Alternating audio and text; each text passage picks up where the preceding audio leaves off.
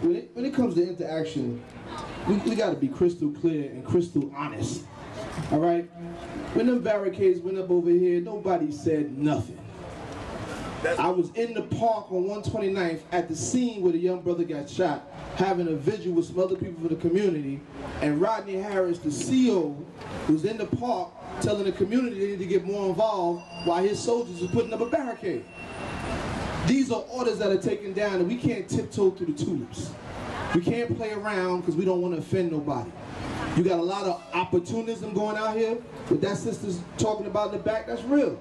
A lot of people come into this community under the guise of helping young people, and they set them up and use them so they can elevate themselves politically, and they leave those young kids to go. So the next group of young kids is like, hell no, I ain't getting down with you. Look what you did to my man. Look how you set my man up. What about the promise you gave us? See, we got to stop playing with this.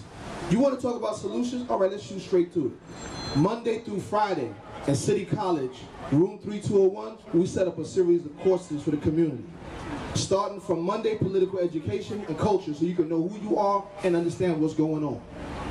Tuesday night, we got a 10-week legal class that cycles, 10 cycles, where we'll explain to you not just your law, but the process of law. Take you to a courthouse so you can really see what goes on. Some of you parents need to go. Your kids know the system better than you do. You go there and know nothing about the system. You need to go to this class so you can learn the system, so you stop sending your kids out here blind, lying to them, telling them ain't nothing gonna happen. That it's okay. Stop lying to your children. It's a war going on out here. And our children are on the front line. And they face the wrath every day because they're unequipped. Just like when we were young, our parents didn't want to tell us about racism because it might hurt us. So the first time you got called a nigga, you were in shock because you couldn't believe it happened to you. I was down south the first time I heard it, and I couldn't believe somebody would call me this because my parents, thinking that they were helping me, didn't tell me the truth. So I was unprepared. We don't like what goes on out here, but it goes on. So you have to prepare your children to know that when you're going down the block, this and this is going to happen. We have to prepare our community to understand the big G, gentrification. And that's what's happening. Gentrification and the associates of gentrification who live in the neighborhoods that look like us. You don't gentrify a neighborhood without the help of people who are already in the neighborhood.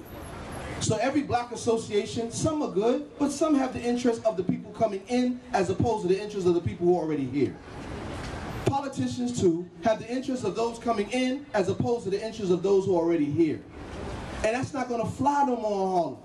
If you don't have the interest of what's here, to hell with what's coming in, because what's coming in ain't good for none of us. And if you don't believe me, check Hitler. Check out the history of Hitler. How people welcomed him in and helped him wipe out a certain crew, and then when he was done with them, he wiped them out. So everybody that turns a cheek and say it ain't me, or that ain't my problem, or yeah, we need to get rid of Nook Nook on the corner because he's the problem, I'm gonna help you get rid of Nook Nook. When they through with Nook, they coming for you. So you gotta understand it's all together. Now people say we don't want to be anti-police. It's not about being anti-police, it's about being anti-corruption. If you want to come out here and police, police. But they're not going to just respect the neighborhood because we get in the crowd today and say they should. They're going to respect the neighborhood when we do things like we're about to do Friday. And Friday at 4 o'clock, we are going to the 32nd precinct and we're going to rally in front of the precinct about many points. But the top point is a brother named Jazz Hayden who's sitting right here in the front row. Jazz is an institution in Harlem from when I was a kid till now. All of the footage that you see on TV about stop and frisk, this brother documented it. And as a result, he was set up. He was targeted by 2 officers that he filmed right here in Harlem doing the wrong thing. And they stopped this man for a penknife that's totally legal and a little tiny souvenir bat that you get on bat day at baseball park. And they're trying to get this man 14 years. So what we need to do as community is say, okay, well that's the epitome of police brutality and misconduct. The epitome. Because if you stop someone, I got the legal right to observe the police and due process. That's my right. I'm not interfering. You got cameras. That's a camera right there. It rises up 20 feet above the community and observes you in process. You got the right to do the same thing. So how do we tell young children that if you exercise your right, this is going to happen? No, we got to take them and let them see for themselves. This is what really goes down. This is the real deal of what's happening. And as a community, block associations and all, Friday at 4 o'clock, you got to be at that precinct. You know why? Because this sector is the 3-2 sector. So all of the children that get abused, daily by the police here. Don't get it twisted. These kids are not just angry because they lost. They're not angry because they don't have no clue. They're angry because they're getting harassed every day and they feel like they're on their own. A lot of these cliques form up to protect themselves from that harassment. I know you don't want to say it, but it's true. You got children who have been cavity searched in the streets. Do y'all know what I was locked up? Let me explain what a cavity search is. When they tell you bend over and spread your cheeks so we can see your rectum, and in some cases put their finger in your rectum to make sure you ain't stashed no drugs. Now I was in prison. That's extreme torture. You imagine that on the street corner? That happens right here, and the officer that do that comes from the 3-2. The vendors, now you tell kids don't sell drugs. Okay, I'm not gonna sell drugs no more. Go get an honest job. Well, I got a felony, so I can't get a job. So I'm going to set up my own little table and vend some goods out here. So I legally go downtown or wherever I got to go, legally get the documents. I pay my taxes every 3 quarters like I'm supposed to. But then you come out the precinct and take all my goods and arrest me because of some unknown law that don't even exist. So now I spent all my money, all my little saved money to do the right thing, and I'm out here on Mother's Day selling my little flowers, trying to raise some other money for my mother and children. You arrest me, take my goods, distribute my goods amongst you all, meaning police, and then I gotta pay a fine that costs more than the goods I had on my table. So now how many times I'm gonna keep doing this before I say later for this, man, I'm going back to the corner. See, we gotta tell the truth, and all this is coming out of that precinct. So now they say, well, there's good cops in the precinct too. Fine, I know some of them, but it's their job to fight from within the precinct. It's my job to be outside telling them, if you want my back, fight from within while we fight from without. But we can't sit around and act like it's not going on. This man said they want to shoot his dog. I got stories of people told me they wanted to shoot them. I work in the National Black Theater. A brother came running into the theater because he said the police pulled a gun on him up on around 29th Street. He didn't do anything. He was so scared, and he lives here. He came in. I told him, come in the theater, man. And I walked him back to the block to make sure he was all right. He didn't do nothing. A young friend of mine, Kevin Cedeno, most of you don't remember that name. Kevin Cedeno grew up with my younger brothers. Over in Harlem on 155th and Edgecombe, Kevin Cedeno was running from one party to another party, trying to make both parties. He ran past the police, they jumped out and shot him in his back. He didn't die from the gunshot, he died because he bled in the street. This is a common situation. And I'm saying to our new neighbors, our European neighbors, this goes on in our neighborhood. So if you're in the neighborhood, you got to get down too. You got to be a part. You got to be a part of this too. See us and figure out how you can get involved too, because they're using you as the excuse to do this. And they're turning us against you, saying that you're the reason all these police out here. You're the reason for the increased torture. You're the reason for the increased observation. They're pitting us against each other, and then they're pitting everybody against the babies. We can take a truckload of applications and drop them off here, but the truth of the day is, since 5th grade, your education has been faulted. So most of our people can't read or write. Most of us don't have basic computer skills.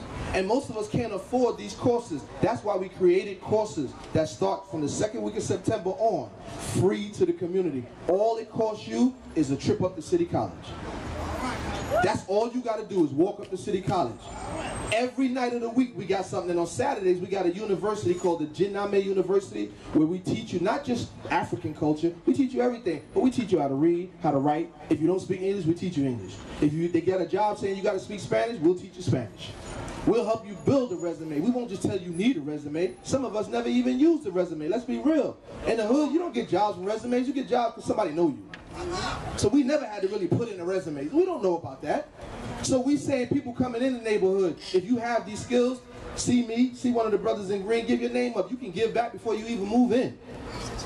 See, solution is what we got to do, but you can't have solution if you keep trickling down and playing with the effects. How can babies respect you if you lie to them? We say the police are not our enemies. I'm sorry. Anytime you use military tactics to train an interior force, that's telling me you're training them to kill me. They're not coming out here with the idea of breaking up a fight. They're coming out here, well, we're going to kill whoever we got to kill, and whoever's left, rest them. I got to get these numbers. Officer Omar Edwards was gunned down in the street by other police officers. That ain't by accident, and I ain't scared to say it. This corruption is so deep.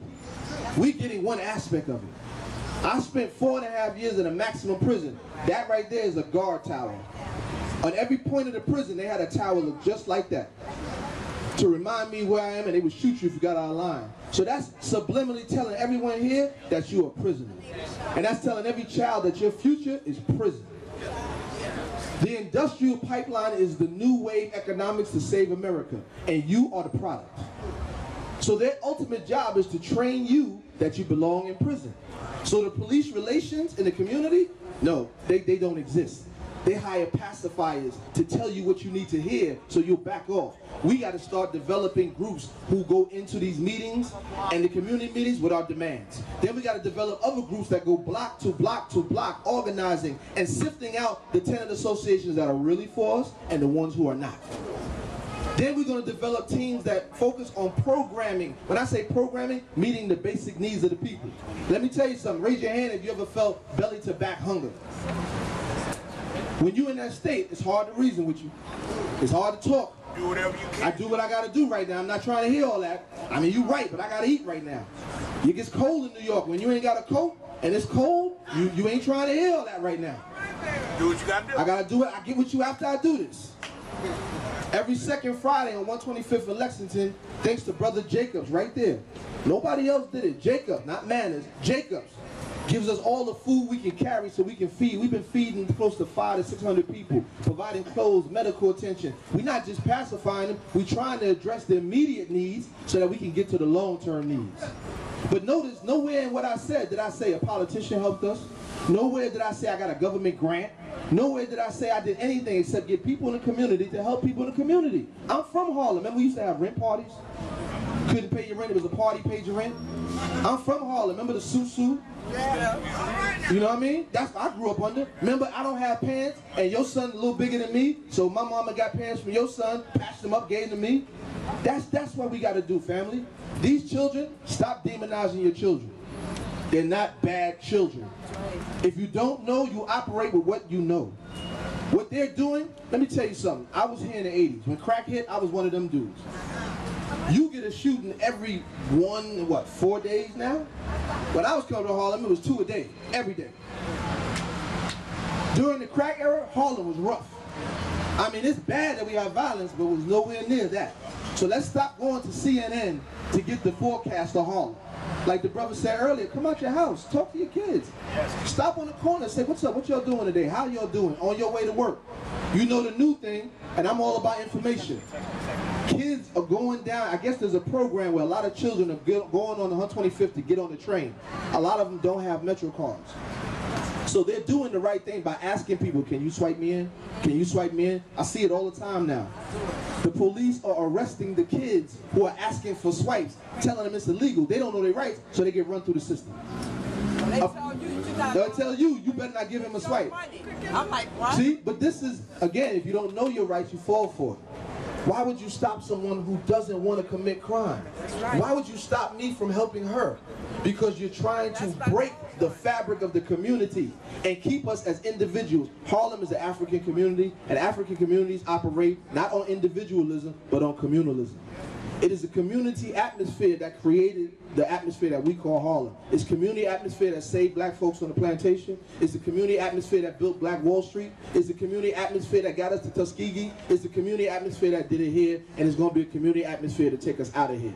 So before you leave, see somebody, get involved with Snug. You got a skill, we got 5 days worth of programs, set it up. If you just want to come out and help, get with us and see how you can help. Because we got the resources, we can end this ourselves if we get serious. Nobody coming to save us but us. Right.